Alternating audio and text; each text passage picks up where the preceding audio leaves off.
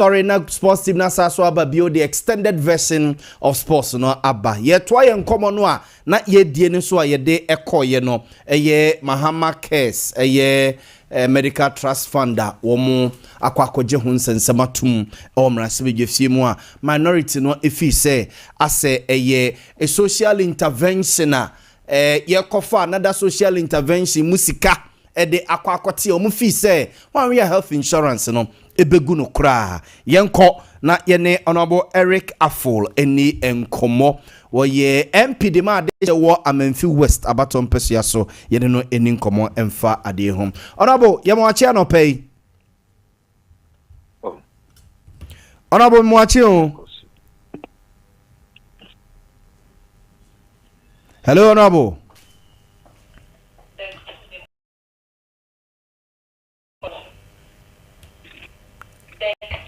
Honorable Pacho, Otiminka. Yaw Boamah, Sompa. Honorable Pacho, Busanfo ye say yen sabeka honorable Honorable Pacho Mache. Hello. Yebehena yasaswenya honorable bio, but the health minister esoso ekasai health minister kwabna minta kando trese sa Mahama Care Fund ya wo makwa akogye atum ne honkomudie ene ade no ebusanfo eme create competition bi am farmer health insurance no nche mo de maini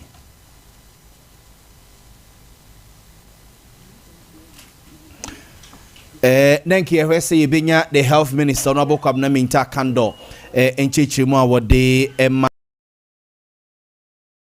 Mahama Care Fund no say senior minority ni raise concern so mu fi say wan hia ba be good health insurance ne kra say ba be fa health insurance musika be 20% na ye de akwakura Mahama Care Fund ni mu a wono mo efi say health insurance no a 20% na mo kwakoffa de efrim na demu de da no kra no ene hwe Ghana for say na mo sa so kwakoffa sa 20% no e de efrim ade yete wo de da kra no amanfo ni mugidie bia ehum cheda ni bia ni ade a eti omo efi se o senchiremu e ba de found but kwabna minta kando the health minister se enko create problem bia enko for how bia emfa emma samehwa President John Dramani Mahama kra no contribute to ne salary kra no de tumu enya government appointees bibro mu nyina de contributions akone ade into fi se nyema pie on ma ban ne ya enkugu health insurance no honorable kwabna minta kando this particular Ghana Medical Trust Fund is going to compete with the National Health. The Speaker, it is clear, and it was clear at the committee level, that this particular fund is dedicated towards the treatment of NCDs that are not captured by the National Health Insurance Authority. What is the competition? There is absolutely no competition. Mr. Speaker, we all know, and everybody here is one way or the other related to somebody battling with this type of chronic diseases. Mr. Speaker, I've heard members say the mortality rate attributable to NCDs is 40% or 43%. Mr. Speaker, the danger and more alarmingly, with respect to children out of the statistics, we are hitting more than 65% if you take the children away from the statistics. Mr. Speaker, in governance, you deduce solutions for challenges in the system. Mr. Speaker, if you ask me as I stand here, the main challenge in our health sector.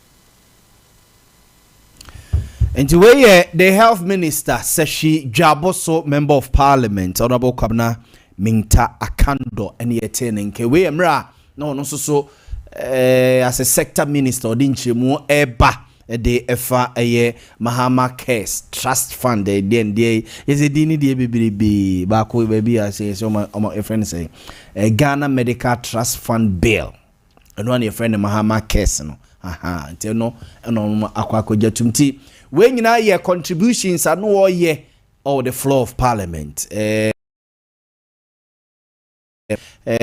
Jirapo Samuel Abujinapo mum and now no so ekasaye de efa you feel implications be near their day afi nipa ne yare no da ho no ne ehu se yare we no health insurance na befa ho ka anase yare we Ghana Medical Trust Fund so de na ho ka enti omo ntwetwenwie no na se nipa no bewu a na yare wo de ne sin to mo fi se o se nchiremu no baye Samuel Abujina poso so de nchiremu kakra bae have all decried the concept of governments, particularly from third world, Mr. Speaker. Speaker also aware, and this House has had multiple occasions to observe what I'm about to say and to debate this matter, the duplication of institutions. Mr. Speaker, indeed, United Nations, UNDP, WHO, IMF, have all decried the concept of governments, particularly from third world, Mr. Speaker, spending huge sums of monies, administrative funds on duplication of institutions. Mr. Speaker, I need not point out that when President Barack Obama came to our country, he reminded all of us that we should build institutions. Mr. Speaker, we heard from our friends. We've heard from our friends. They are talking about non-communicable diseases. Mr. Speaker, the question which we have to pose, and I see that the Honorable Minister for Health is here. Mr. Speaker, why can we not review the National Health Insurance Scheme, the National Health Authority, to deal with this non-communicable disease? Mr. Speaker, is Ghana not tired of government after government? Observant to where Honorable Samuel Abujina Power, Member of Parliament for where former minister so no so a contribution na mamere say Honorable Rekafo ebetime nka sesia Honorable me mo ache no pa bio Sompa Honorable Mache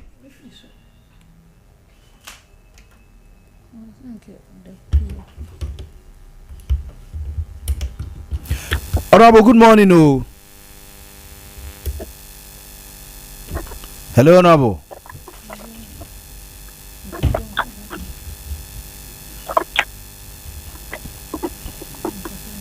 Hello, Honorable. Honorable, good morning. Hello, Honorable. Observe for ye say benya Honorable Eric Afo na yenene di enkomo de afa ade ho na mame nkomanim yegusu ehwese enra so ayi Abrante Kevin Taylor court enra Abrante Kevin Taylor court na court okoye ni nyina say mobeka asha ne nso a in 20 asante ebo na 2020 ohun 2020 June and Justice Eric Chebafo no a high court judge assembly call nim na assembly call nim no and Kevin Taylor keka na dwene ne wo ni twase news ye ne me ya ye bia e wo ho ana Justice Eric Chebafo ye ne so se bia owura ti sa asante ebo atie na assembly court wanim na ono no tia na wa kire na dwene ne keka ne ma bomu a ebia court fi se ebia na asante ebu a enim bibi fa asem no ho a court no enim anase a lawyer for ne omo ewa asem no ho enim te bia bra e fa beboa ye na ebeboa kra ma court no timi ayeyi ntija anti arrest warrant was issued in 2020 ma twetwe ni bia nti na je se na kwakwa se abri bia Kevin Taylor bo Ghana ha de osa police for mantam no duwa no yire no se bronya kokwa wedaja ho ede ne ko emamra ene ni die but ni nyina mu no from 2020 no ade be si 2025 ya yewomi like I say June sa bre no 2020 June a ezi o July ntina ke say mfie num kura pawo ne bosome baako aba betoso enra ena eja otimi court ma Supreme Court ajegefo etena asem no so eba asem no edi tugu ye se ura no wonko na otimi baga na anytime bia be ye di ope bia e ukroma sei ti wonko asem no ma ba to egu na lawyer ni okokonde ma no emra omu wi asem ni wi e for ya grace for video no to so emra Kevin Taylor omu edi asem wi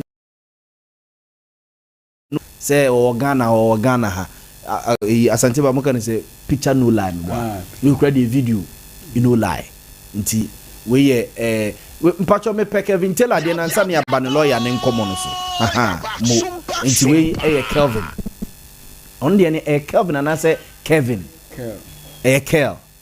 Kel mum okay unze omo Kevin no more Kel nti whether Kel or K inti there was a vein there's a vein inti enra okokot ema court kwase na yini nyina but ne lawyer kasai so many age sa branch no wadi sa enkonim no yeah. How do you receive this news from the Supreme Court? The decision of the Supreme Court. That's exactly what you wanted. You got what you wanted. We are happy to have that decision. And our client is. There was an issue about why it took you that long time before eventually having this done today. Yeah, the authorities are clear that when the decision is a nullity, they can be quashed anytime. Hello. So there's even a case of Cable Metal. Hello. Barclays Bank. Honorable Marchen. Mini, how to say? Radia dum na also so ho ye de. Na me na dum. Ye de radia se busa for no Eric Afo Amenfi West MP na ye ne na ba bedin komo. Honorable Mahama Kes ade ya amagye atumi. Munu man MPP for ne se mudi be good health insurance ne kura. Number tam health insurance ke ya ensu ye mu bi na modi akwa akwese mu. Ade nti no honorable mo yesa. Mame na wasipa to tunya sprano. No pay say cancer funding once.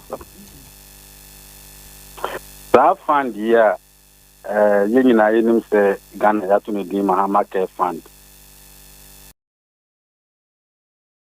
Beboa Ghana for.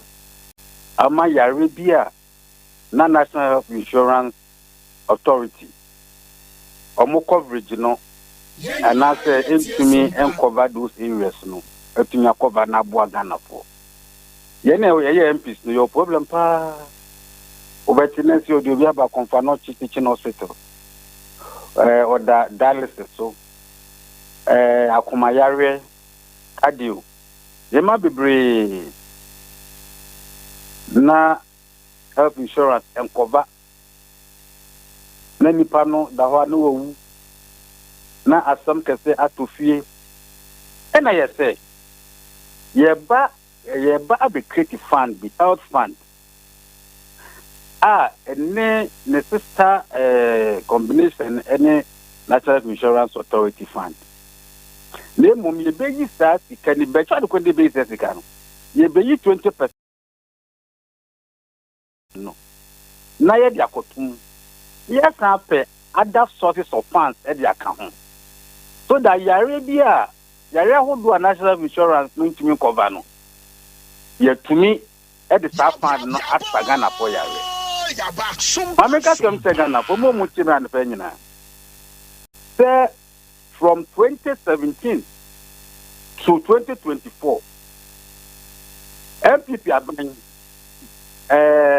National Insurance Authority Fund na yengina yituano yajeje wo eto adi tuano.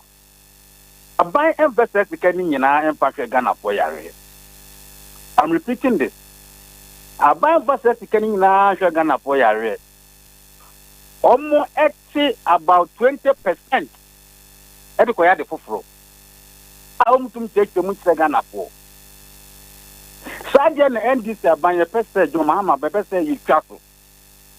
30 cano. fund no almost here I'm the quiet then 2024 budget MPP are buying about because say omujinina 7.9 billion Ghana cedis Sompa FM na omwa health insurance for 6.5 billion so 1.4 billion na also need there abai first Africa no e ko ye de ope yin na so nim say Ghana that health insurance ka yitua ye tua say ye de bo Ghana for ban ye de bo Ghana for apom din ho ban instead ntra okwati 1.4 billion Ghana cedis from sika no so ko ye de ade a ope how to make it mo ntra Ghana for say 1.4 billion na 2024 be je no medium the say kana from 2017 almost 20%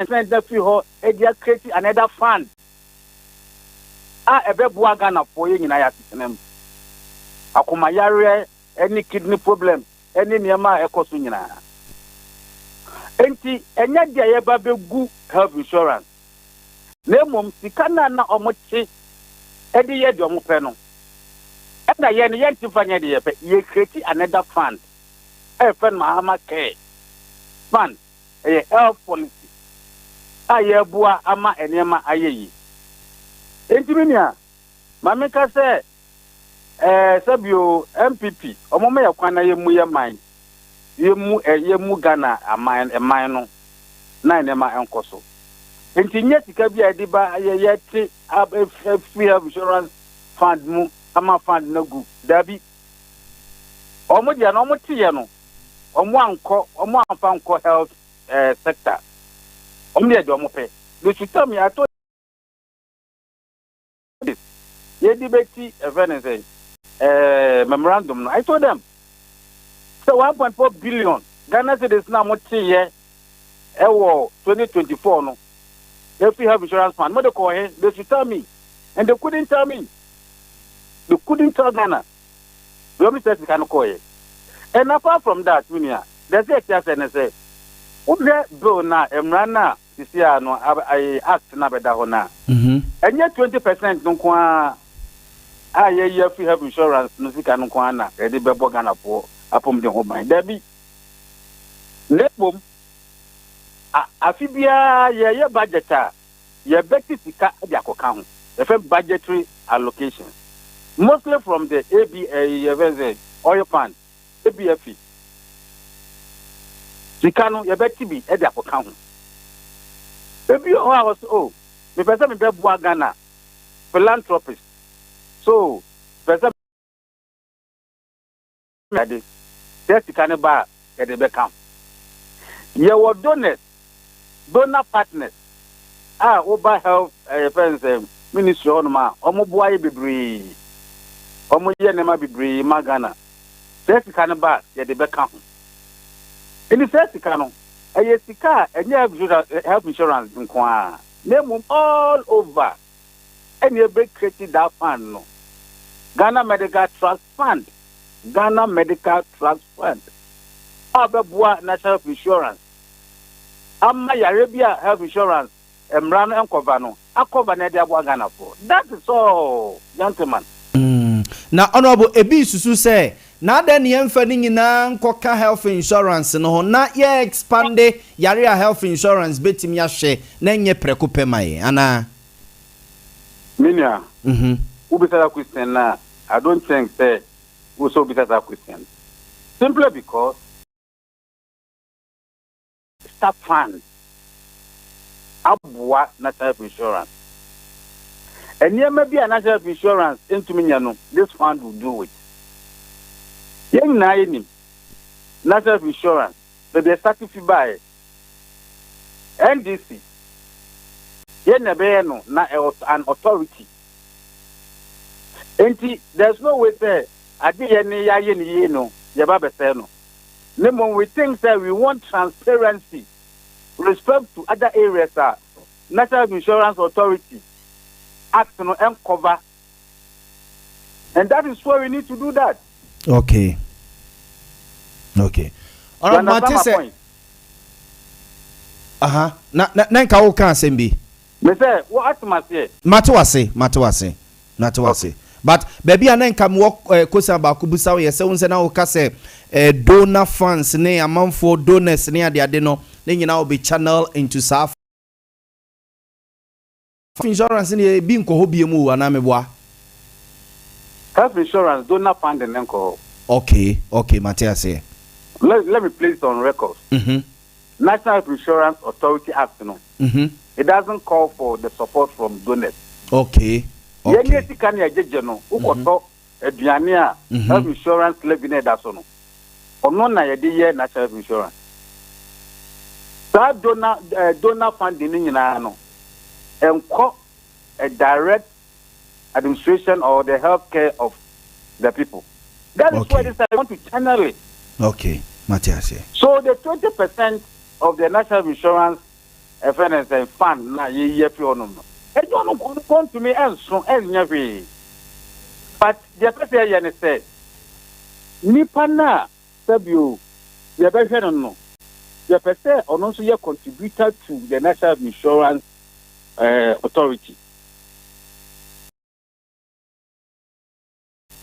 The National Insurance Authority. May be a mituatica editor as insurance. In the South Hospital, I just says I are with the just a wow cotodro. Yes, I mean, go to the other hospitals, they will tell you what you wait there near Shama Kokoto, wait there, Sanima. Sanima in any person brand as to Ghana. Okay. Must have fund win. You see, it is being practiced all over the world. The advanced countries, they have trust fund, health fund, which is trusted. Go to Confano Church and speak today. Kofian Kofu Modawa, Omo dialysis, Omo Yetika, Emfa Intia, Omo can Omo Namo. Ko cardio centers so. And Kofu Munyet Captain to a mobile. These are the areas, critical areas we want to go as NDC. No, free health insurance fund the name. I'm challenging NDC MPB for say 2024 budget now more picking 1.4 billion Ghana cedis. If you have insurance, no, that's kind of coin. Where did they spend this money? Okay. You should come and ask. You should come and answer today. My account 1.4 billion. I say this on authority. If you have insurance, no 20%. Almost cap your friend capping. Some this kind of coin. This year, you capo health insurance VM. I buy first Kabia if you have insurance VM. Or you 20% no. I got to another trusted fund. Neither Ghana for. We bring how Ghana. The health system between Ayo Ghana. Yeah. That's the You honorable Smeda Senyamin Shrapa. I was on to way Honorable Eric Afo any Kwa. This year, a war a Memphis West. Asante, Mame Emra where na before say me bano Kevin Taylor the end of the Aqua Kuguna. Mama Patricia P. Jesus so the Krata Babonting. Was one pabudina Kampe. Eyibia hwehwe ni musembia ECOWAS parliament no makoyi afenyo din afiri mu de na kwakwese mu no onu bia ne nani nkomo and moreover minority caucus no ede omo list ECOWAS led by afenyo Kwame Ayimedu Antwi Brian Champon omo list omo de koye no inte ye caucus decision I am minority for no ede nti se ye the list abana mu susumu mu interest bi o ba bia enya me ayi ahofe akobi su kan animosity no animosity between uze obaka ya emre bi na discussion bi cause of parliament market catchre ahiafo say speaker me ka o say we speaker wa ha me susumi ye speaker wo ECOWAS parliament now they bully me wa ha oba beto me wo ho okay yes then discussion be e koso nje bia eye kwa bi o mbeso mo kire ne say and na ye speaker of parliament senka menya Babin ruling. Babin make key statement be on this list. Or say or catch it afenyo say afenyo should dare say obeko say bia. He did that. We know. Or say whoever would in this list we so obe wadwene say obeko ECOWAS parliament or no. So it means a parliament, no? Yes. A majority, no, and above caucus. Majority the omo list ba, na minority the omo the aba. So we know what. And depending on numbers and so. And is a majority in parliament right now. And this for no also majority in parliament. Say 8 to 10. Omanya majority no. Absolute majority. So because omo yi sa nipa 4 bi na firi mu a. Omo come minority straight away. Nipa 4 be. Independent phone. So much come independent phone no so mu yi o mu si nchen a na so mu ko kan MPP phone crash still NDC put omo absolute majority minority phone no omo ti na ko parliament omo ta ko kan MPP phone ho sa independent phone senya people na beji wo mo na be declare na o ntimi send declare declare bi oh there be ene ya omo declare omo ti ye say Maybe was it why you say ni? Or you been on declare seat in vacant. Say any defection, so my free MPP. Yes, free MPP in DC. Or party about for see on your minority. Anyway, in your business, you minority because on my team must have for alcohol. I feel my point uncle for no call. Say, now I say I'm appointed. Say, on my independent for no. Say, MPP cast on your woman. And then so now define. Yes, that's I don't think that's over Kaya. Emra. A plus. Nini din koma Justin Kodia from Pont Babonte best state categorically. Omune independent ni bia ni nkoma mu independent ni bia. So baka A plus ki kan adwene ni ade but edu be na nipa bi fi say the independent for no betime de as a MPP ni NDC aye bargain. Te say formina MP edu be bi no na ba be so ade a no be determine why the be majority and the minority no but A plus more the end o mutira anye ye mo kwa MPP for one still a minority na no mo be ye enkusi aga mo kwa NDC for one but in this instance NDC ntimi nka say ya pam independent for no monko minority wo ne appointable ne for monko ECOWAS say yeah democracy it is so young and omo hye mra ni nyina ya say ne ma we nyina ne bi si ntino sa kef ne branch we nyina ya nwene hu ebi pape na ase obi betimi aye smart no ase change system no ya ba me da no pay no Kevin Taylor asem no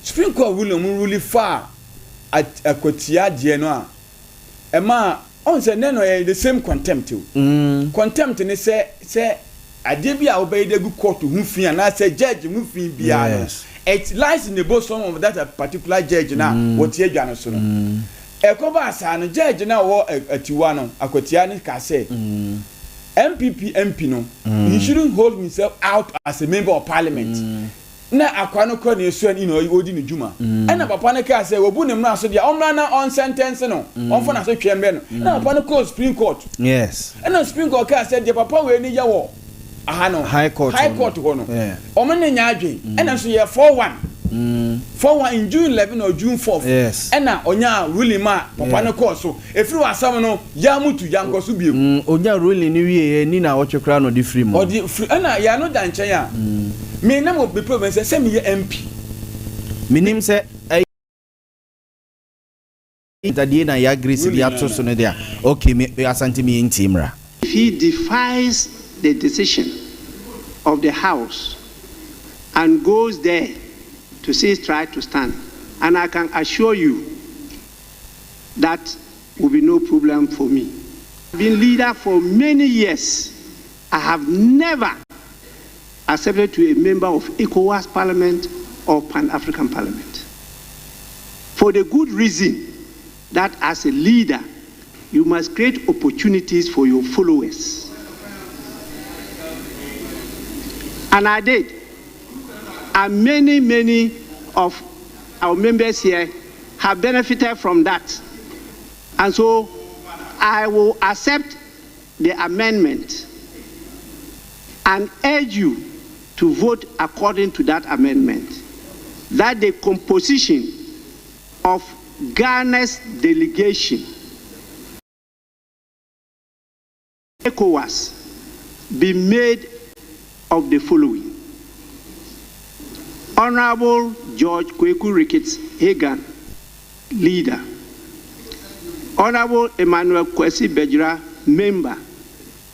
Honorable Ade Akye Abia, member. Honorable Eric Affle, member. Honorable Dominic Napari, member. Honorable Patricia Apieje, member. Honorable Kwame Anyimedu Entry, member. Injazante, we the Nameka who some say Babin ruling on if the he list. defies No. Say if Afenyo or whoever Omayini Ding at the free list so defies Parliament listing there, it won't be a problem for him at all.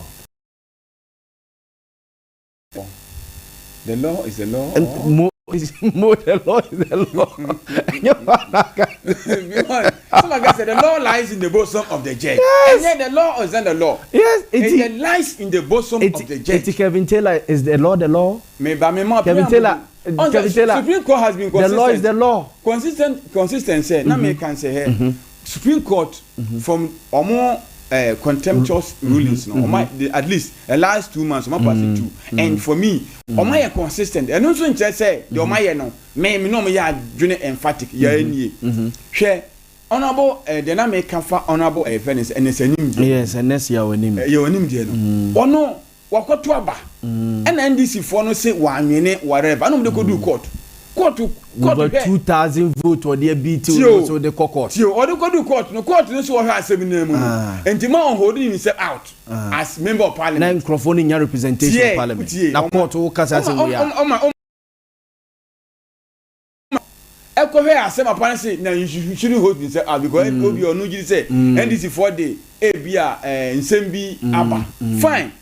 Papa who said there be one minute there on my judge no me decide who should win and who should be the I court na the referee say Jachi question the same thing they see no mo so in how could declare will be contempt no contempt no they chain say you shouldn't hold me say out and go straight in and I was say oh papa no abu no ono what bu court no anim tie oh shey date be say omra na omfa na so twen emma no omfa na so twen omfa na ntum omra no omfa na ntum na omfa na ntum no and Supreme Court na me so ba sorry aba and Barbante and the asem say what you call Supreme Court na Supreme Court asem so court who say Abrante and oji said you ya contempt say me Yaw Boamah mabu onimtia na me say bu onim say wo mabu onimtia na me samra onim na atwema so menya temtren but say judge no kura woni hobiem judge ni say so court of appeal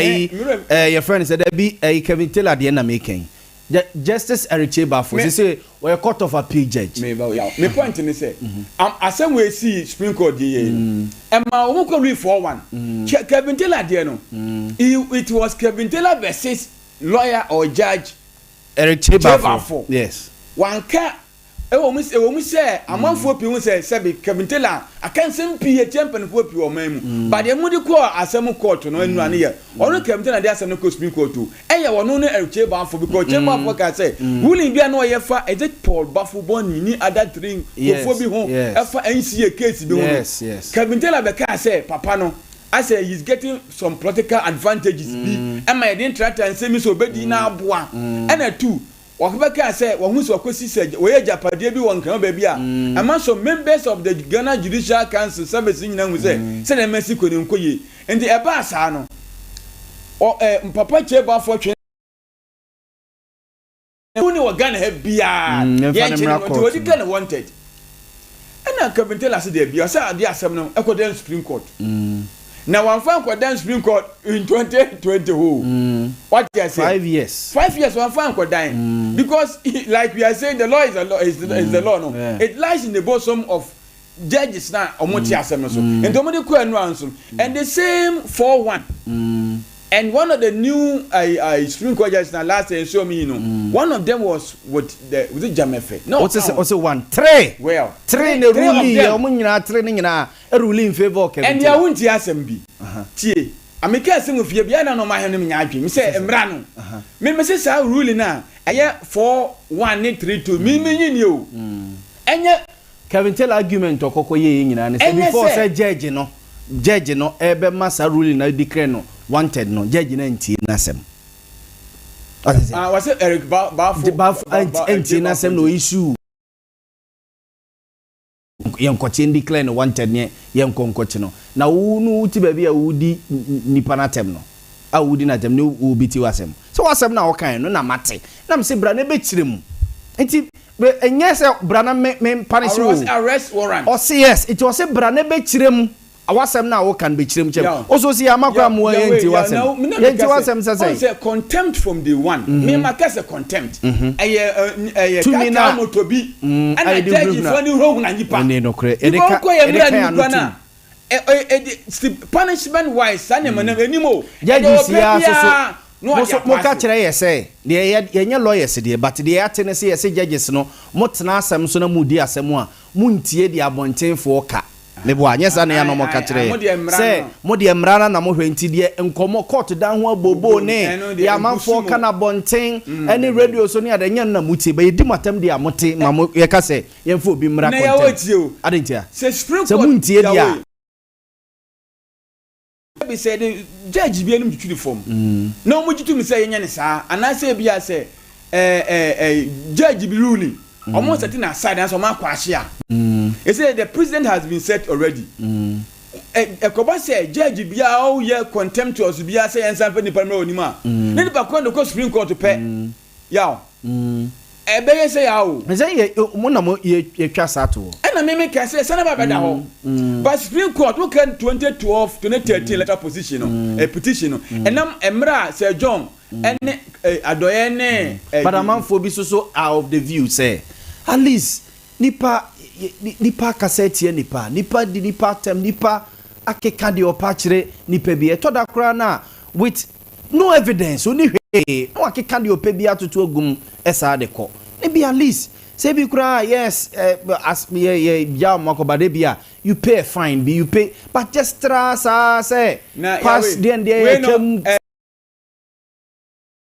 floodgate say so be able to make can your pay say so be able to make can your pay be able to the penny be your pay bi atemo me point and anya sa na tire yeah me not in this case lawyer judge Chebafo say he can sue Kevin Taylor on personal grounds for defamation. How do you bet sue no? Yes. But say omra me court no there. One they make no. So the civil suit in this case she can plug that law and let but in some na all can never asem na odie no ho. Into office say bia wo asem bi what can asem bi nti asem na media ne bia na evidence a wo no de ba boa yen nti fabra.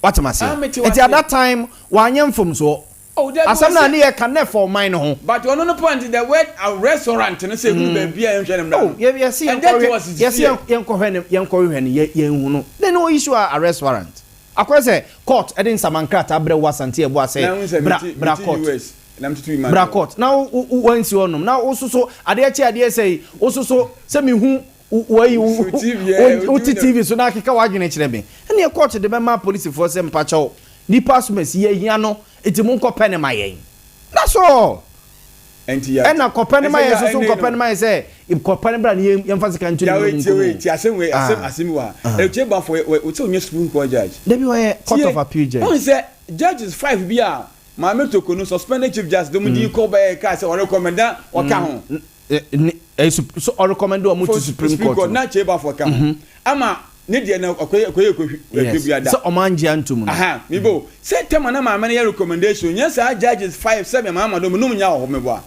jemefe mo no no more very good and look at the asem bi ni asem a bia nwa esere say omo aye bypass wo mo ebe ye 5 bi ba ya nyoma ntuma mama di mampan mama di 7 ba ya kwadwo motu omo bi ti o miensa na kotena miensa na betra asem including Amadu Tanko so na he was the chair so yeah you can see me mangi na person me chair no what you say this Kevin Taylor crowd those days probably matter for our collective interest in the long run say bia and some of you can those day 2 months for dream e ma banse san bae no say banse san bae na sa nipa nsu ye bo omudi o promotion o de kwaju sika gu botom na me interest wo mu ye de ya o say promotion o promotion ya o de kwaju sika gu botom me interest wo mu ma o man ne boy ye de moreover ye say that ma so me ncham de o kan na me ncham ma so me ncham de o kan ya Matthias de o kan ya there's this discussion so a chere say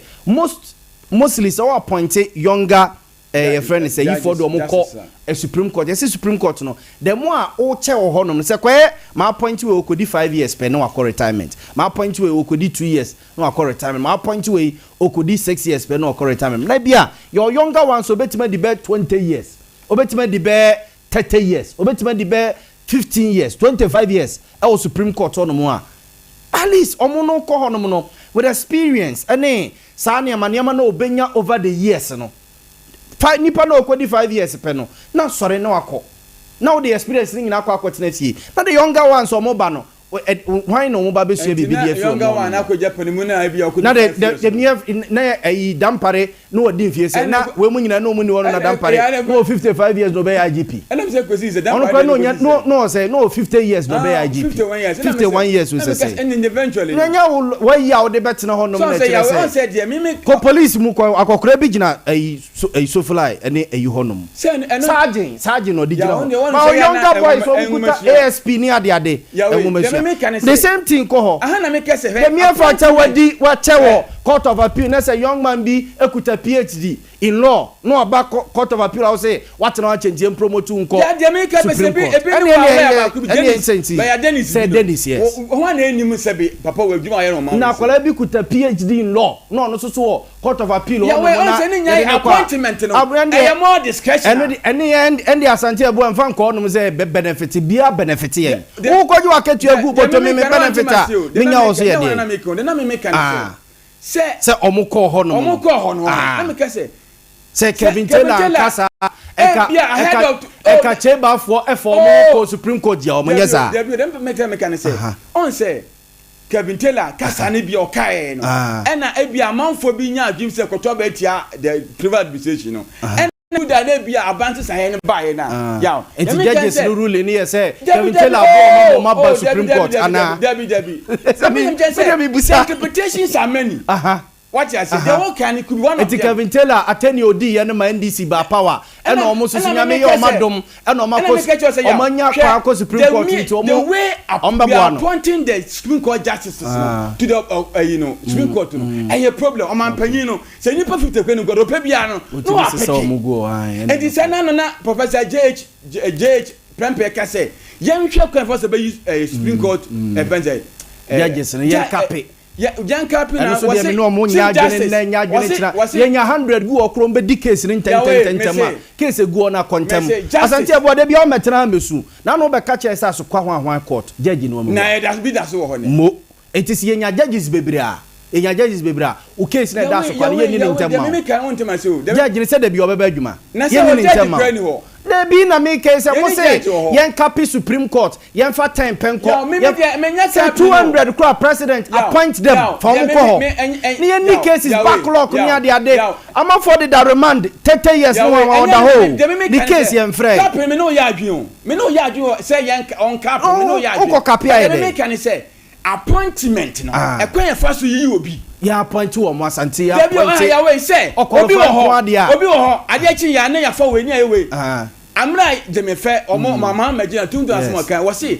na ne ma ne nanfu musa say daddy dabe na we dabe we can say at long last so yeah until one na year adwuma one express that achoba ye panyipa na we panyi to na promote akrajawa until wunya na sepo na paniti fie buzu paniti fie ne yi akwala ma ne bedi hene dabi o eno ya asante it is oh yes what did make na hene ya ba ko buzu pani no emiensa na me say bi o me judges no the same thing na judges na yesai judges no ti senka ki yi dodo a enka ye besan bi hu ama senka uduru ho na ki asumu ni na de moko obi say chebafo order so on appeal court appeal court of appeal o oye juma hwe judges bi na justice ya appoint mo ko Supreme Court ni ye bo bodi yan say abomu bi obi ani be omo wo judges be okay say na do appointee nipa be say 5B our classmate now classmate be can no nka no free Canada buy element enya kwotena sinti nipa tu no nyina no ya mfoma ama biem e ma 3 pe na omudie omo maka no ya appointee new 7 e buy do mo ka ho ya mfoma nka ho enti me can say the selection of the justices no eye ade a Azanti ye bo din so a se bibi wo ho na se ye gi utu mu a enye ya e fa kokora o ntu ku na se no se wo bo din na bi nti na ye bo nipa bi 5 bi din a 2 3 ye gi omutu ma 2 ya nyo ma 2 ya bi no nya sa o na ye de e mre a parliament na nti nya nko hia me anyina ntu parliament wo ka se ba bi me classmate for instance wo ka se na wo sa fa nyamo ba e ba o mo raise concerns kura se na won tiga no mo kofa bai na mo sa kofa ne ma bebre de be for wo mo ho ni nyina achi no na kada mo gina tum afanya couldn't come there in the wisdom of parliament and e bia o mo fi say okay mo de mo mienu no mo ntra nchen na bia miensa no mo nko na na ese nko metima ko mo nyina bom na nka sa na jokura no mo pia na we ne ye de ma parliament okotena ho saa na so mra ne yanyi ntum na we ne ye de nche ma parliament say e frema na jo 1 se mo may we no mutimi tena se ma ne bo ayi da no mo bo atwede o parliament na bo say o na bo be se 12 1 ho be yes enti to mutimi tena se ma ye bo sa ayi sa time na we ne ye de ye twen amwa soro akwe minority na soro mu kodi fufu no na kekekeke ne aye ne enko we dey media me kan say the court ya yi ka kire yen say de obi atimi di pani bi atam na me ka say we ndebe na otwi bi obi atimi di pani bi atam oni hwe na wakeka de opa bi agu mu asoro now me the Supreme Court that Supreme Court a rule say amount say bi asem na aka no bi awo nyina so nti no wagya tu utim do bi atem yes na the scenario no pese ha dwen o ya ha dwen na me kan for akwatia de no na me kasi the same thing me no manya dze akwatia de no wan kwadi obi atem David ne wo de bema me no nya dwen say contempt na sa media same contempt but in the case of Kevin Taylor say wo di obi atem MP o ko representative for Asante Abuaja bi was up we dey contempt ai me say judge no charge with contempt matwase and I want to charge the same contempt and I'm on the grounds of contempt but ade na see here na ye charge wo mo contempt the difference wo mu very good but the bottom line is say a contempt grounds obi di obi atem ne say me yato abama me MP me di 2/2000 vote and I be to me parliament here obi say wa challenge enti chenchen me timi mfrem no what you say enti say bia papa yes judge what challenge asa assembly da ho nti assembly ye beka nti manakwan no nkoso in wie ne say ye wie ne sa ade no edi kwan say okọ parliament ya nya no so ofuro na criminal charges ya press against him completely everybody ya na ya this case the law is the law no ya no mama na hadwen we this the law is the law the law is the law law is the law in the bosom of the judge. The hotel so never mean the law is the law because same we are some contempt case ya omadi obati for another judge that for transfer so and I am about obati ma fa the same judges emrana ya draw the black and white no almost so by 5132 now nipa 5 of the justice nipa 5 akotena asem so mokotena asem no so no emu ba ko say sa mara kro no o ayede is the hwan atwero no ono no say dabi wano wonya adwene obi so ono ya emra kro no o enti the law is the law near they do baby na the law is the same man na bia no ya chief justice no the law is the law but say no better na fie no no say dabi the law is the law na koto obi bosom mu no so fi say the law is different from how you see it emra no yen ya sabe yen amanfo do mu sem nkoko up and down amra amane o mu nnem o Ghana ha no ya hwe adana meka say sem asofo o ma we sem no asofo no o mutimi bompaye dane Ghana fo adwene do na bedi Yesu Kristo achi ne boni amma debi o me ya me make me pama make amene obi kosom bosom kura on say ne fere on sa ene bosom som no eye nwia ho na nipa bi yo kosom bosom it's good the same as say obi pet justice na first obi bodua me ba cho mu be yi kawase ma de no ama mi o no obi bodua obi person obo obi do yakunu because nipa no wo sisi no ene dey lawyers ya ba ne judge ya ba say ene asam no yedi ni tentem na obi amfam da anhye ni nsem ankwaji nua bi nkwan firi nsem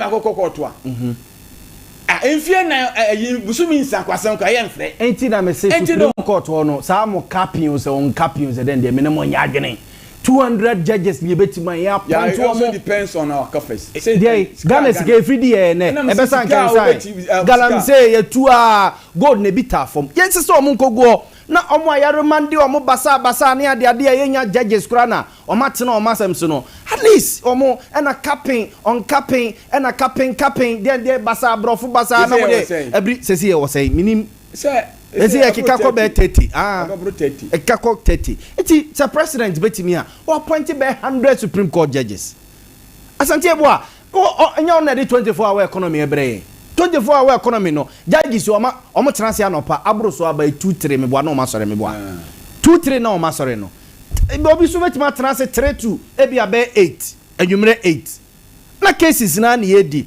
omo say backlog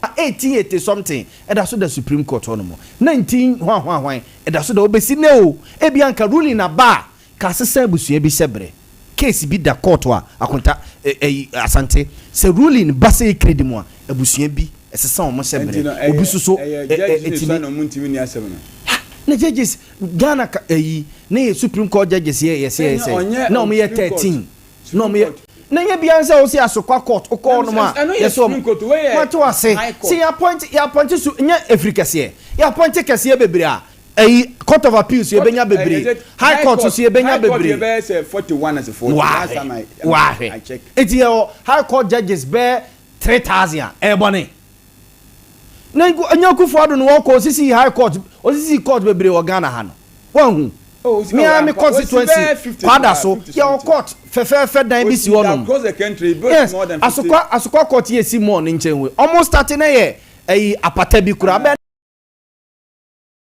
na be high court me wa na magistrate court o say asukwa man pon ni ade it is your high court judges be 3000 your o say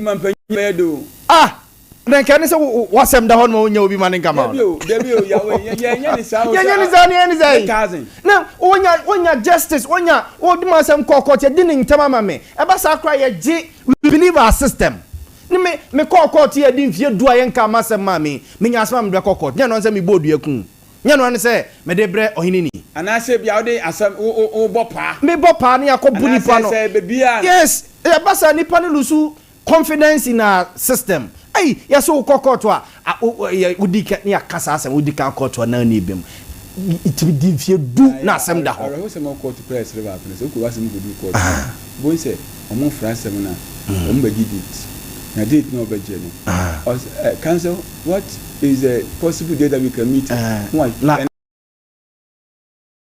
so we am fan ko 29 July August no ma jatum the next day okoya omo to asem na sheda sa anya because of said asem no ni die no alaya for no for yanke asem no pay 0548931931 0558931931 0551931931 0551931931 yanke asem anopay issues no a ya bobo so no from Ablukuma North MP swearing in to NDC to test majority as is Mukuta to Mahama Care Funda womo ajiatum to Patricia PJ Myanmar Mama Pat and they were rejected appointment to ECOWAS Parliament and Kevin Taylor and Sensemi na yini ho enkomo line one ho okay and them did that okay. Hello, good morning. Edem. Hello, good morning. Akati ohun. My year frame. To bet my friend no pay ye can asem 0551931931 0548931931. Hello, good morning. Hello, good morning. Good morning. The batch odin di say now ka free hin. Hello. Me pa cho jina ye kakra ma me na o line na tutu ne pa wan hwia na benye maso. Okay. Aha. So, yes. Debbie menti. Debbie. Okay, men call line 1 no. Hello, good morning. Hello.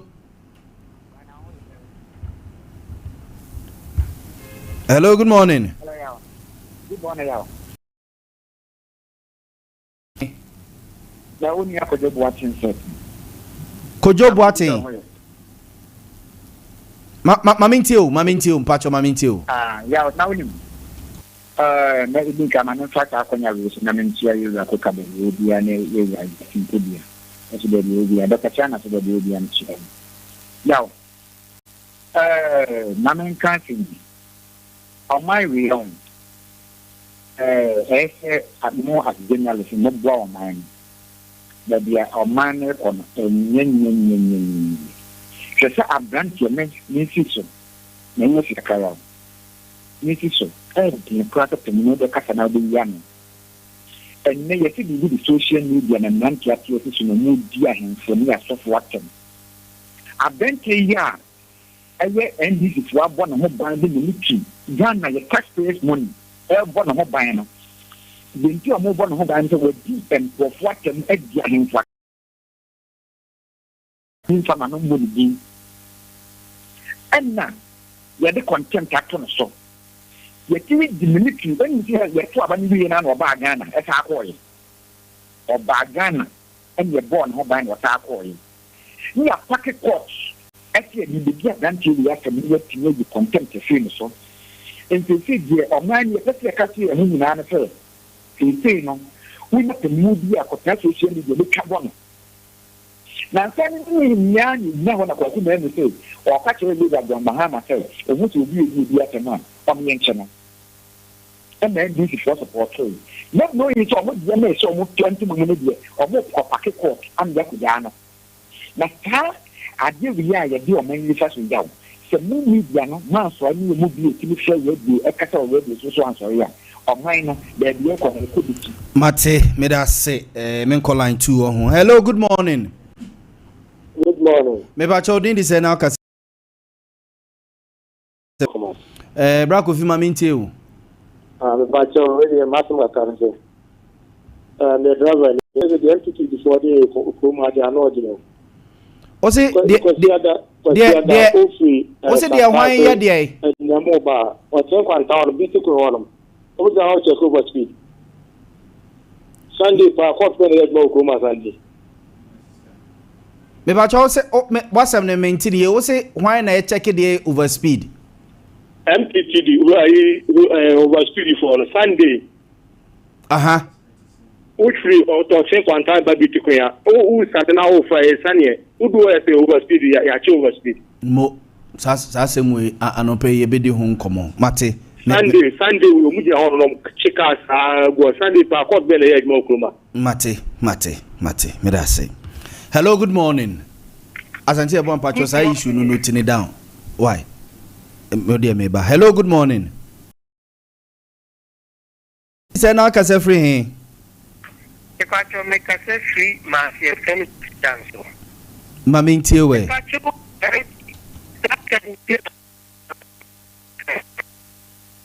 So,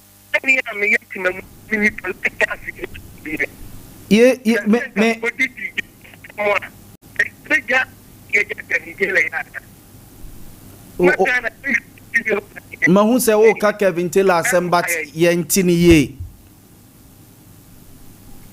Hello, mpacho. Sa kwa asem ni biu. Yo, Mate. Hello, good morning. Na pomo. Me bacho radio adom na so e. Ya, na me adom ho yo pa. Na odi na me ka so ya kuna. Mami ntio. Kevin Taylor sem na mpeke me ka. Everybody expected that president to be your man, you know, my okay, so Sana and Penny Pony. I hope for the person, and I am why. Nanka, me see your crown, bench warrant to see. the court of the bench warrant to so and threat would be full. A threat bra never threat walking. 20 Abrante no people Kota no Ura Supreme Court to them or ya no Ura. Why is Ghana one for council? The security well who police well. And the every court and Minister, I don't know what the Supreme Court as a cat and his own family only. So the son of your child one, a better hope for that. That's a who could be by no visual of a president. Oh, Supreme Court to crack and see no visual the year Juma. And more Bianca, Yana, your boy a quiet. Mr. Sumeda say Mame Entwa so and for the next one. Hello, good morning. Me pacho din di say na ka free. Good morning, Ghana. Me pacho din di say. That's a second. Mame Ntio. Yeah. Sometimes I will never back of the can if you are fantastic one. I hope the idea I am a police from especially station of Yaw. So a boat train, not a walking, fantastic, that's also the thing of fear. Traffic to Michia to Bokual. Yaw is the Manabata. Station one night, I the police want to shama traffic in Fluno. No crap. I want to read now. No crap. Pack and you.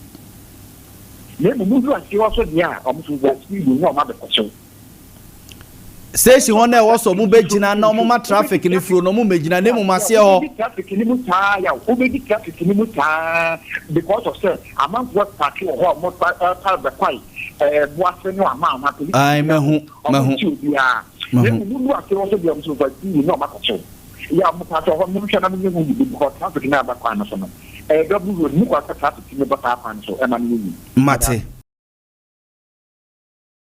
Good morning. Me ba chodin di say na ka free. From Mohammed Mfresi, Augustine, Central Region. Yo, Mame Ntio free Central Region man kesimo. Bacho, Kevin Taylor National Parliament. Bacho, mo a Supreme Court. More in fact, in future, Ghana in future, because more young. What Bokwada to Ghana. Onye kwakwa abenti afobala on champagne for o maimu wa ba mo jare fi oko eni me muni de wo program appointment di inta mo ama no wa e fu because any pan say e di andaro da won to man appointment wo program e fu ni to man appointment no mo e no fi ni pa onye fine yo no fi ni pa Mate, Yebesheni Kuku Akrum Infantini. Hello, good morning. I wouldn't say now, Casafree. Meet you, Mame Ntio. Wouldn't say? Hello. Hello. Pepacho, Ofra, a year Dumu TV, so the TV no Timin Numnoa. Lo no kra ne kasa wo microphone and I say aha nti o did say Kwame Asamoah o kasa free Kinkesu Kwame Asamoah Mame Ntio abacho ulo ni za di susu na say kasa yo bacho men kasa kasa me bacho na person Pascal Committee last time, person Kaka. Meet you. Bajo. Me ka say low TV, wa low no and ka ba me enkom ya de kama. Un low no so tie TV no but and ka obeti wo phone nem se me no kasa. Me bajo bajo. Hello. Yes, Mame Ntio. Committee last time person. In fact, mampani wono mari ani yi. The cash in Brady, the every Sunday penny desire, change the court to jump to Misuta. So that can change that and pay for what more Ghana. It's like a share water. There's any public by the security or more for buying. Now, court cash over which you done it, I didn't say the capital. Yeah. I saw from you for Yakuban walking. For my Yakuban, you know, by what you actually or buy or find what you buy, but you pay for Ghana in Africa. Nano. In the better school, any public that's Elfinano, Yankasai. Just a baby, you piang and Yama and a papa national paper. You want to walk by way. Yo. Hello. Hello. Hello. What can you do? You okay? Mamenfa line 2 na bi. Hello, good morning. Good morning. Me ba chodin di se na kase free hin. Ba cho Collins me. Collins se kase free hin. Sunyan. Collins ma mintie un free sunyan. Okay. Yaw. Yey. Me ba cho no pe na ntia mo na me ko ba so. Yeah, yo so. Na unim se bitela sema amanfo eken. Yeah, me pa cho no lawyers, me a lawyer but me never be school. Mhm. Na mo unim se yaw edi atem ene kram. E wo ye ma we ni. So do obi atem a ene kram. Mhm. Ena me senior no ade a wo ye no appeal of court no so I think say na high court. High court. Obi kan edi wa tem a ye inviting say wo mra no ma metre ni enti a wo di wa tem na mo ni issue warrant direct sir. The Supreme Court was there now. It said I think I was and a warrant no we free Kevin Taylor so. No and yet asem no mo twam. Nti Kevin Taylor asem no warrant no mo ye free so because I was inviting it panel before. So you now and then why you issue warrant. So I said, "Enti embran a ye kan wo mo mu." Said ya ye kire embran, ya ye embran. Enti sampani fo bi tena ba bi kan sem bia. Ye tena fo ya na ye ntini na bia cha, ya na ye interpretation. Say anka no penka ma free lawyers no ma ji o ma din kire. Say say si asam ye twam, ye twam wa na ntini no mo ye free to. But ka bi tena wo hu akwan say. Ana missing ya judge no how you issue warrant no wo kwan say. Woni Kevin Taylor here no mo bon kromo obusa no ya na so a wonya ya wo kan sa asem no number 1 in the Supreme Court say no because the one inviting the man na wa ma ye na senior senior wa acknowledge you senior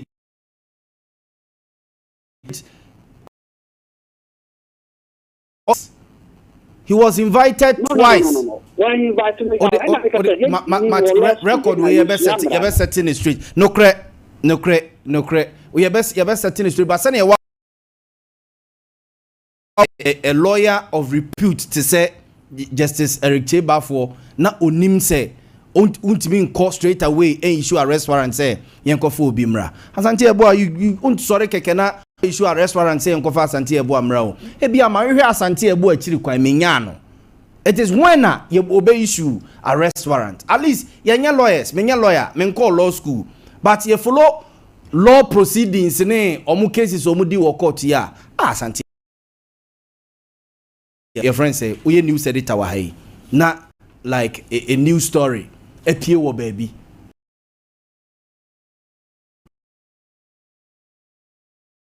Na me fiti ya prakopena mo de akwa akoto no without verify because na ne wusuku a ukọ na ukọ ne say eruche ba for de no eye court no kan asem no na what tie dwom sei na obedi na boy na asem de yes amo de she no say na enya one sitting pe o one po o kisa judgment no kan say that boy must come to the court. Yes, it is. Ebia na omo court ni nyina no na o request say mo mpe boy ni mame mo mpe boy ni mame eti bia warrant na omo ayehu eti me sorry ya na sebi asante ebo amadwe nye na ma issue arrest na police station create me utumi sorry issue arrest warrant say omo issue arrest warrant omo nko wuntumi efie ko ni lawyers catch us mo nko ebeba what you say emran na eka a judge and a lawyer yeah eko ani mo o de ma me fa me course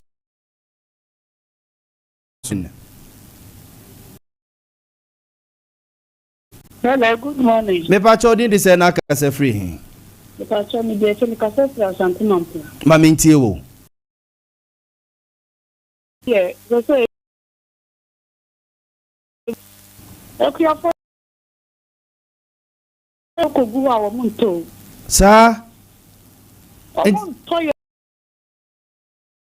1,000 Ghana, ya ton, ya tojo 100 city 73 at your birth. A journey the crier 4.5. Nigga mato. Say a bro boto say. Two the bro binti 1 bag.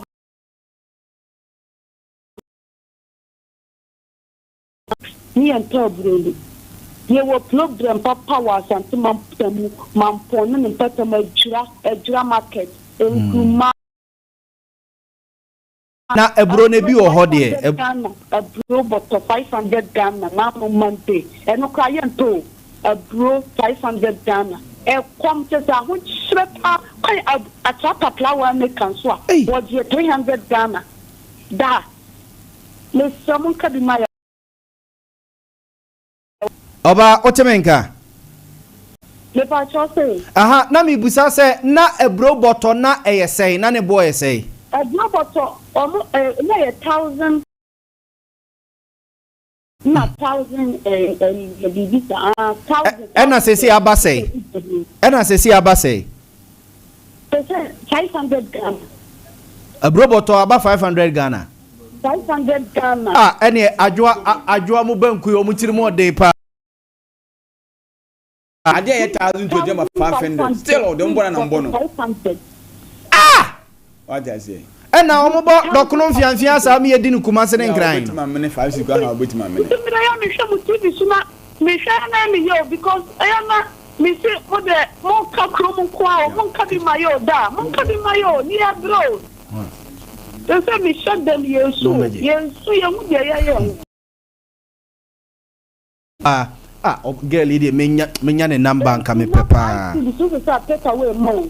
And take away my Gruma 5 cities take away ma. Take away a politics. Cho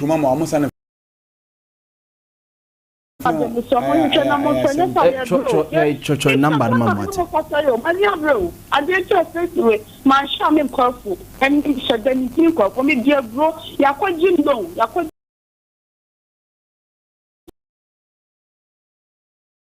Sign of a tongue, you were too much alone, and son was in a sense of the age, Mada. As Antemebo, Obampa Chow Sabi. PSA, Unfiani a best say. 35 years, no one called it. Also, say 45 years. 35, no 35. Anna, oh, my say.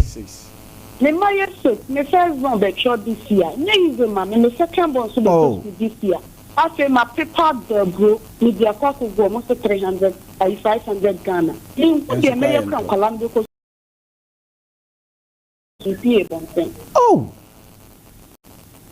Hey, asemo. Yeah, the real economy na mami ka ho asem kire yi. On say enka. Oba azuka mo atwero number ni ntu de asante ebo am be for why? 500. Oba Ejura ya free baby ya tie ekoho. So da sani ba ko fa bode na free body aba. Uni wana wa kora o. E free ha ya tie. E de ko ejura ho no. Abro so wana 30 minutes. What 30 minutes ya wana obedu ejura. Na wadu ejura. Ko fa ne ma ba kuma se ya ba beton adi. Na we so ya ne encourage. Also say 35 years. Why mo say mabru ko fu yim. Wankobo adwaman wankobo krono wankase obeye oso okoyefu ente wuti o se na ebro o de koyento oka nkruma oka adwo kuku amfra adwo ba nkuma me adwo ne bi mu ma me no todok no ha se ne ye friend say ya me dem pacho me nko hoda o mo yo foruso ma me ona ko soma ona ya grace omne didokunu fi ha pa no mun kire because eno mbo dokunu ni banku titene keten sa de man say e wo mu say man panyi mama ba ya nche intervention education. So man quite as soon as possible because I saw Obama tractors I am phone and men now so and they said that agriculture and crown or can say on some food farm inputs nobody embassy and quafoncy and coy but that's about the okay line 2 Mama Fawe hello good morning hello me ba chodin say now kasa free hin Mpacho me from ko bi am kasa free amamaso Mpacho ma minti o okay maybe the problem part is here cement cement yes inflation about form dollar about form and no koto cement here and na me kuta 50,000 ko koto cement bra le frère c'est ça na kwa be take catch cement be jam be nya to se ke no de ba ya no se kana enso okay ko when we move to one go to hire ayi friends chippings and the chippings kaba ko the chippings we go site ma wa bra just a baby call it that kwana to powder kwana call it that as a powder no what here that's the question call it that kaba ko bo ayo was o trend and the blog like the boy fuka wa Ghana and the ko ko blog ba ko bo immediately you been on for intensity iron road and the dollar Ghana has the dollar ba for the dollar na ba for no and reflect when you my to so me ba mama musan mbacho iron rod they say iron e bi me ko you want to have on I think what the man 45 half ton 45 10 mm half 5 half ton 45,000 45 okay and cement no say ba ko say cement 120 we be na for 120 120 and kwa ga you enya gasam de ni bi o bottle na for ni bi bottle no okay gasam de na 1.5 and 1.6 gasam mate eni jaka no mate yo mate me money correct there the money queen as ya de je fund the dollar ba from dollar the dollar no so le petit bottom amam for crepe dollar ni do dollar kwa to para je so kwa buti for no wanya dollar no na make bien wo kwa uzike benya dollar to mate me da se pa me da se obi fufuro so ho na line 1 ho okay mame enye LPMC kakra na asante memra na yeni nkomo Dabinura Bank na ye koni akwakope kakra se ho so te say Dabinura Bank say adwuma wo ye bia he nipa de wo ye adwuma pese okọ anim wo ya ba adwuma kra no a eja enkole omo ba be makoya be fia sa ba be school omo ko secondary school omo ko university omo eko eye ne primary ne kindergarten ne kra nya asem ketua nkola ne be school sana ya na abata ne ahefo ne ya ne ya so ayehye ibi wonu ma ketua ne mai so hu but wo so kotua kola ne school fees anasa kola ne hia bibia e wo se wunya de ma no eno na Dabinura Bank se fa ho be fam wonu he wo ya ba adwuma ni afo aketua fa ho waketua kra mfa ho no mu a odi ebupini wo mne no mne nkomo omoji obia ombetutu sikasem ye edi amount ope loan ope bosia chese loan no se ne tetrete ne kakraka se ne yesitie bia no Dabinura Bank se bra na yebe ma obi ema ode akwakotiti ho afan ema ho ato ye wo adwoso bonre dwaben etimetim onwe Roman Hill Mazin Sipetim Pom Fumesha Adesman so yo ho Frayen 0271409340 0240 and a 02085216668 na yenu wudin komo Dawood Herbal Clinic Mrs. Sasabro weda na sesan o yesi efri enra edibesi ekwa dikosi wo guest awie ye kra ena wada no mu beye shikakra de ma ye se ne aye no saa na beye sese ye hu saade ye sakura hu sese e bo be enra se e bo be for na sumaba bo be nwumre be for no na kuremu nyina yesum ahwe abeka se abobe no nwotwe anase 10 kora abo sanet ebiase na kwakọ yesesei nti wada no mu yenwunu sa no na mo amoso sasabro hyehye mo ho no na mo ho ya kyere mo ne ade akyie obi wo ha wakampam ne nyina ne sasabro ka no ho a wogye ne ho baabi anyeje ahotutuo basa sa abusiafo foni ekyere Dawood Herbal Clinic na busia yenhwe eno eche so no diabetes ne or pressure stroke na kawato fomu a oje ho ba bia ya de oba ne be ma mo pa wo so no wo ye ho adwuma pa no kra de ode hororo ne mpranjwa ye na stomach ulcer no mu nyina ulcer nyina otu ase owo adwuso krapa ya be bia kane 0241 244012 0241244012 nane Dawood eni nkomo kanjen energetic drinking water insure media me se akwakọ eni peduanum zoom lion a onomo a kanjen insuo no ekle fini nyina ye woni peduanum de gu abonten eno no kanjen energetic drinking water me se o de fa phone no ena akrachefo abai mu didi ana mu gugo mu didi a mu nomo ana mu cheke ade no health benefit ne health effect ne ade wode mani peduano o de fa phone no na egugo the health benefit of alkaline water Ghana ha ya alkaline water aka kanjen drinking water nkotonsu bia ne bo nye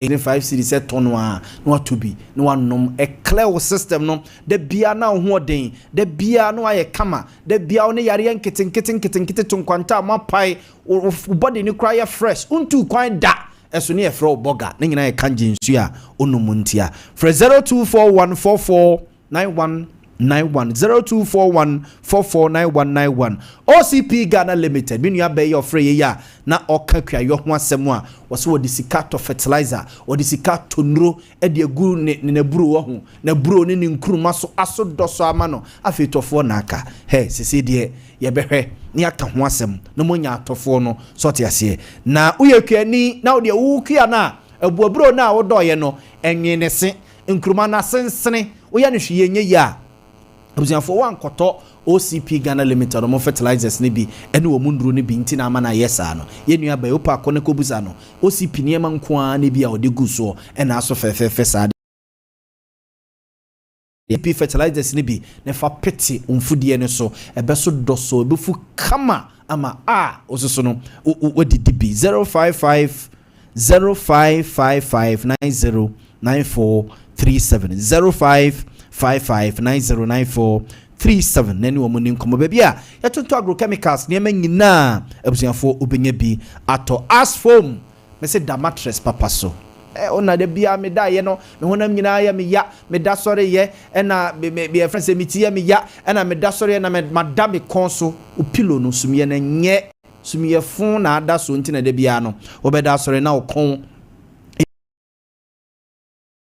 mattresses ne bi na daso kope asfoam ye pillows ne bi na fa otito so o da ye mattress so da ye papa so te ase o so da na je say ye bo nyum baba God I believe everything where you say as you talk amo you go do amo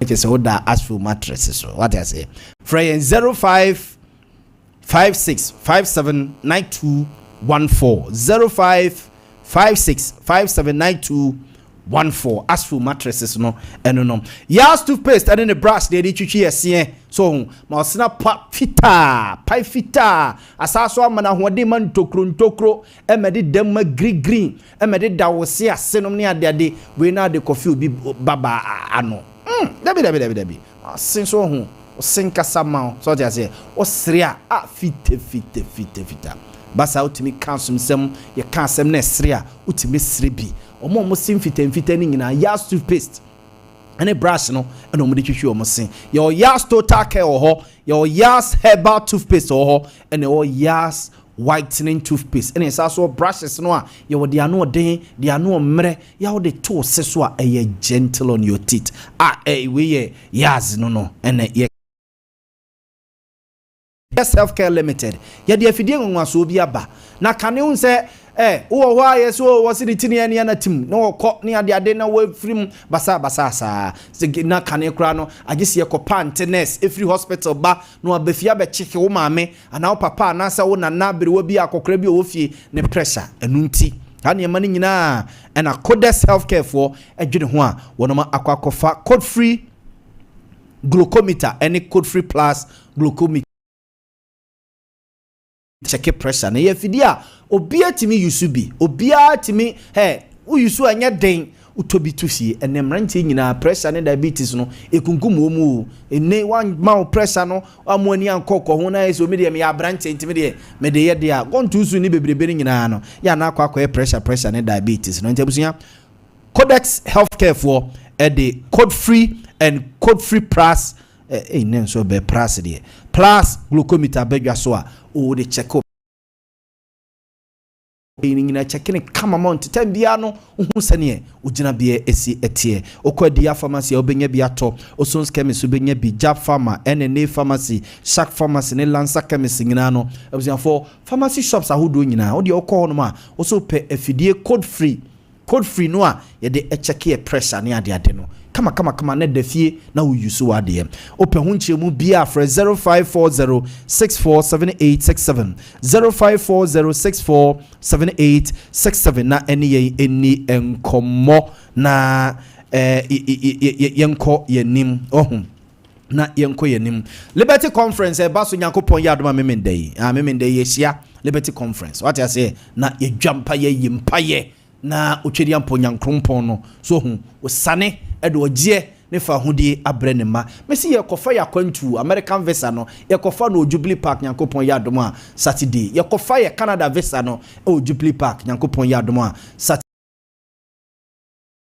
o Jubilee Park nyankopon ya adom a Saturday Emmanuel ya hwe animu a ye nya bie no ye kofa ne nyankopon ya adom a Saturday nti bra na so be fa wo de eyi kukua no ma nyina ma pekuna to wo ho Jubilee Park shia na chese nwosra no jajajaja miama konto ma hene ye odubu ache na otwedi ampo nyankrompon ede ne ye anwanwade sa ne todam timi hwen dim se akonta na yese miam timi hwenam se itima konta ya nam ne ne to no ana nyankopon de ne ye we miam se that's right that is edu ba bi kura no wetim osesa edu ba bi kura otimi sesa. Yes, we know how. Yes, that's the mighty hand of God and the aye jumano. And open me bro for about so me no tin.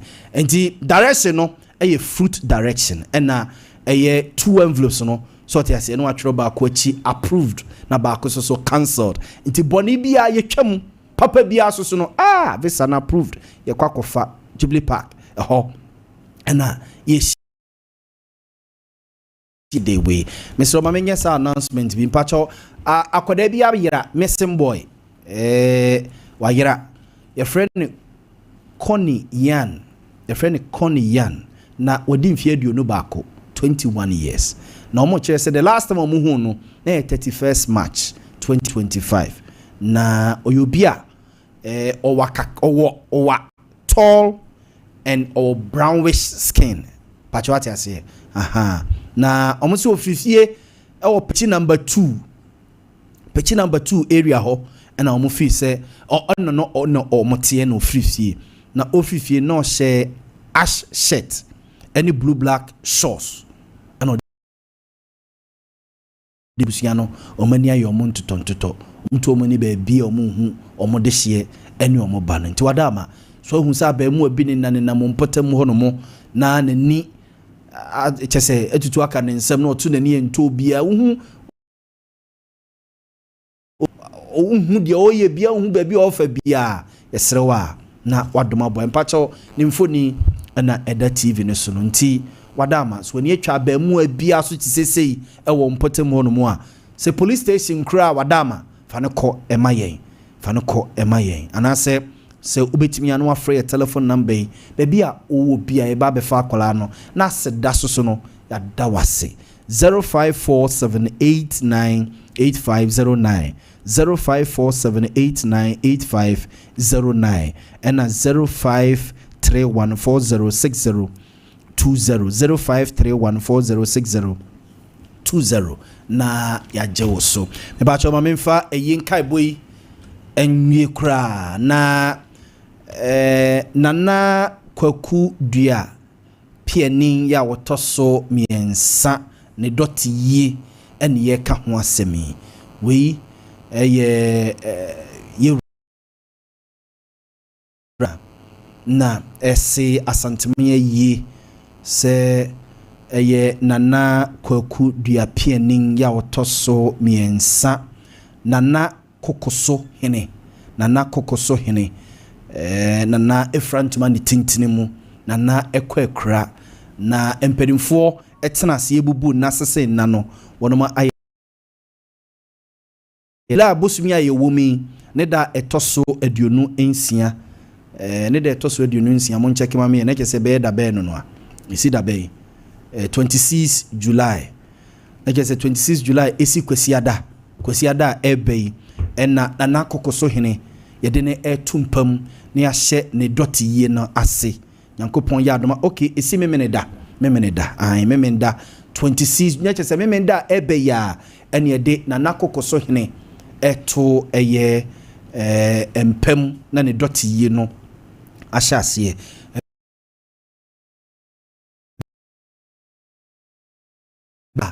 yewra probia sante kotoko hene opemso sei tutu otosumienu danso na ono akɔhwɛ ne dehye ni achi na fei wagya ne kwan kra ɛwɔ ɛhɔnom no mo kyerɛ sɛ kokoso ahemfie a ɛwɔ nyankyerɛ ni ase kokoso ahemfie a ɛwɔ nyankyerɛ ni ase ɛhɔ ɛna dɔtiye ni nyinaa ɛbɛkɔsoɔ nti nananom a wɔmo nkɔsoɔ fekum ɛna ɔmo ɛsrɛ asanteman ne Ghanaman se ono anko beba ne ma yie ba ye eyi susu akwakoye nkoja tiemre na yemeja onum na omunua omu enkra na chi kra mamenye birthdays na afia asante ebo amemra ho no mo ene yemi ankasa mi wofa PV Dwantoa wow PV ene birthday asante PV yes. Wow. 60 looks PV good on PV. Fair. Yeah. PV Dwantoa. Very handsome. Oh. PV what my bar has said ma. Oh, obere. I would buy net nepi. Oh, no number ha ne fani pie. Me over PV nyame nsiraw. Nyame onsiraw. Ahoden kwa na mesre de mambofa. Oye bibia bi mofa yes mofa PV was mofa say na say me hu say me futu na me ma no wo fa na fa ye adwuma bebo me mofa ntam me mofa ntam futu me mofa was here oso oba ne na dwe so obeteto a ma wa boni timi no one the two futu no was ma na me so ofa ne our boni so timi no a he obefo ye tantan nyawo na wo bem oni ni beje ama ne ho akoye fa mo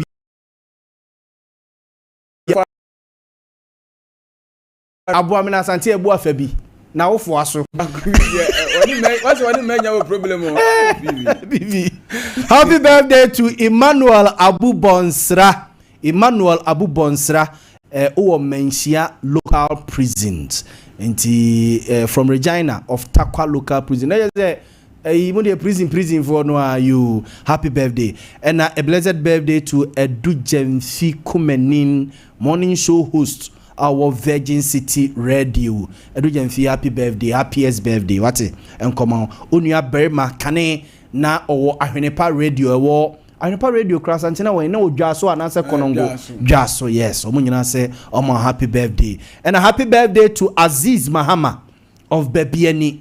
DJ Bromsey of Still Waters Radio. Yine hini also my happy birthday. And a special birthday to Solomon Bempa, chairman Asanka Fan Club. Of Asanka Fan Club. Yine hini also my happy birthday. And a happiest birthday to Juliet Kesse. Juliet Kesse, happy birthday enko emfa emount. That just say no asante mamemra wo ho no na ade bia omo kan ho asema na me say note ni down police for no omo cheche drivers no on Sundays no ana meboa good asante between Santasi runabout no abo Pokuware no aba Santasi station na Western station no they say beauty queen e form ho no mo no asante obi a wusane people ye de slow motion barrier megina so oh so ho na police for no kugina o sane people no at the strategic place strategic oh a quantin tin oh obi nka se mo nyomodwumo mo nyomodwumo o man ko nhia ba o bo break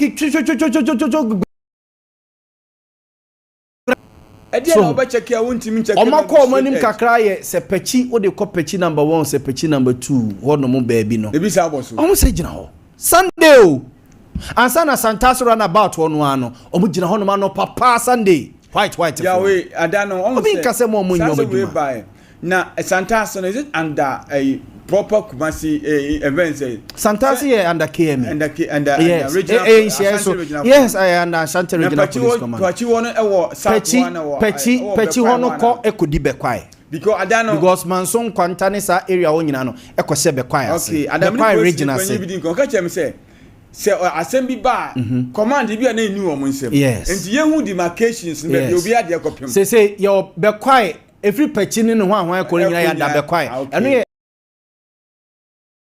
Ampon Ashanti no ase efri kwabiri east na ase efri ye kwabiri east ase ye ko esoso hye eyi Ashanti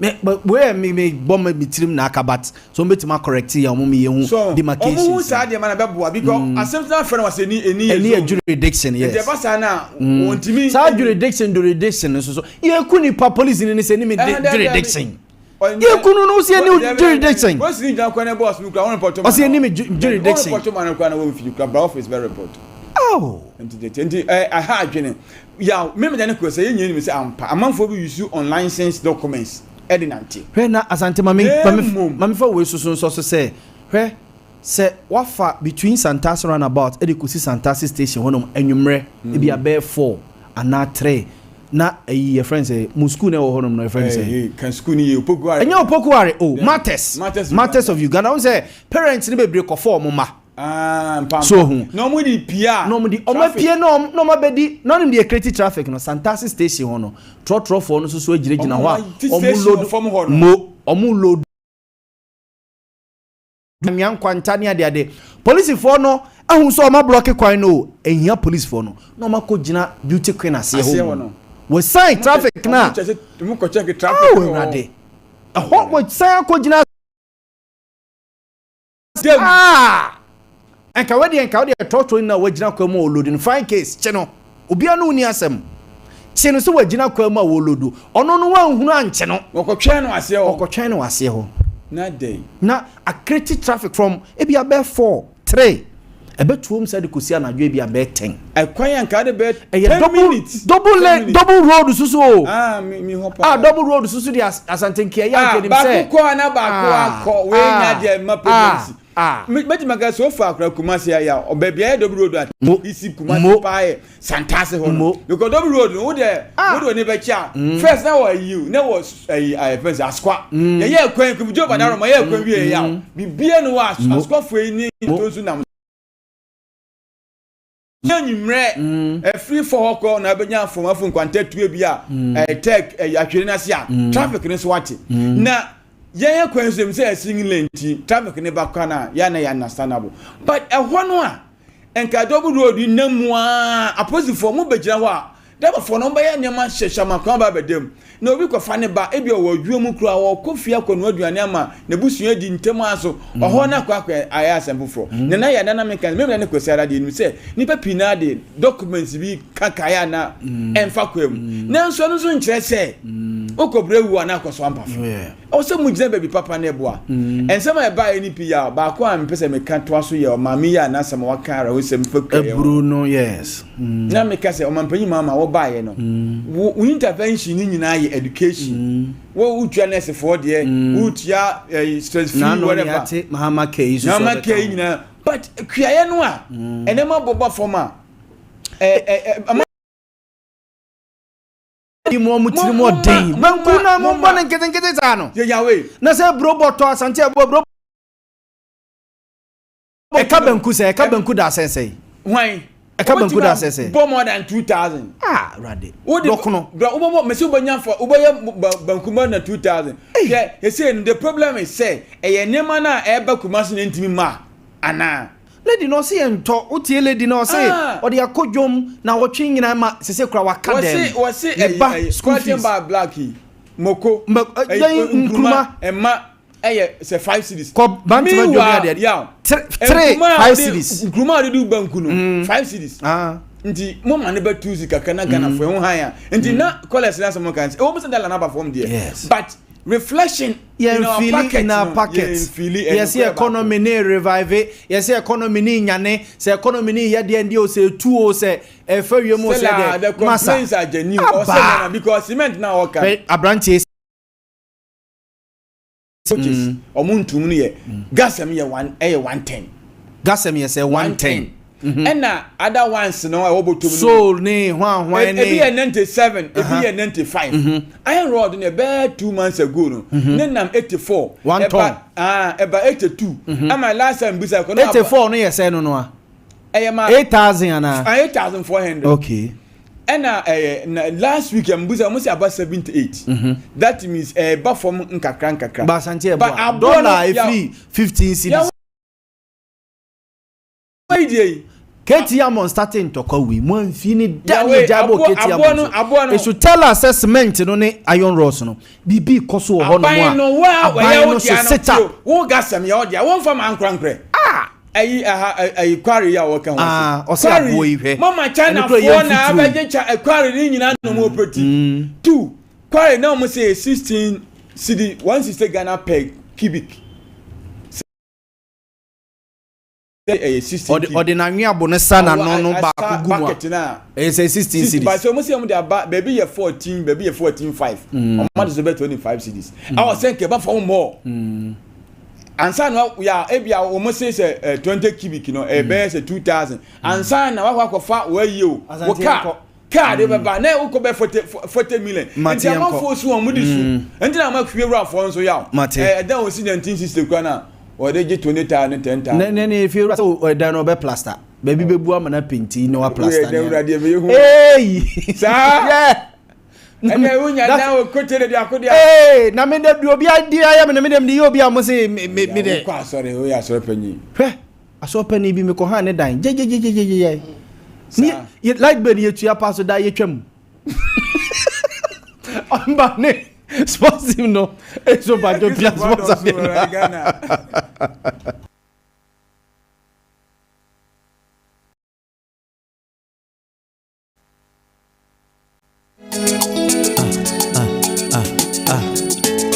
oh